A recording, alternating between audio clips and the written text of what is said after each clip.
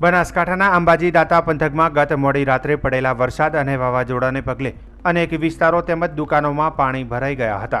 વાવાઝોડાના કારણે અંબાજી નજીકના વિસ્તારમાં 2 વીજ પોલ અને 4 થી 5 જેટલા વૃક્ષો ધરાશાયી થઈ ગયા હતા। કેટલીક જગ્યાએ જાડો રસ્તા ઉપર પડતા અવરોધ સર્જાયો હતો, જેને દૂર કરવા તાત્કાલિક કામગીરી હાથ ધરાઈ હતી અને રસ્તાઓ ફરીથી ખુલ્લા કરાયા હતા।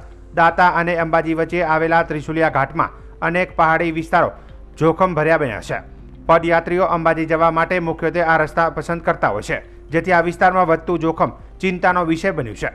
વાહન ચાલકો માટે પણ આ ઘાટીનો વિસ્તાર ખતરનાક સાબિત થતો જોવા મળી રહ્યો છે। આ માર્ગને પહોળો કરવા માટે કરાયેલા બ્લાસ્ટિંગના પરિણામે નજીકના પર્વત પરથી ધીરે ધીરે પથ્થરો છૂટા પડી રહ્યા છે, તેથી ભારે પથ્થરો ગમે ત્યારે નીચે ઘસી પડવાની શક્યતા વધી રહી છે। અતિ ભારે વરસાદ કે વાવાઝોડા આવે ત્યારે આવા પથ્થરો મોટા પ્રમાણમાં રસ્તા પર ખસી આવે તેવી પરિસ્થિતિ ઊભી થાય છે।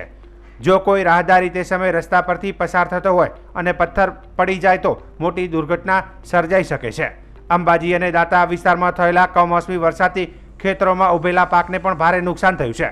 ખાસ કરીને બાજરી સહિતના તૈયાર પાક વરસાદ અને પવનના કારણે જમીન પર પડી ગયા છે, જેને કારણે ખેડૂતો ચિંતિત બન્યા છે। પવનના જોરે પાક એટલો વધુ આડો પડી ગયો છે કે હવે તે ઢોરોને નીણ તરીકે ઉપયોગમાં પણ લઈ શકાય તેમ નથી।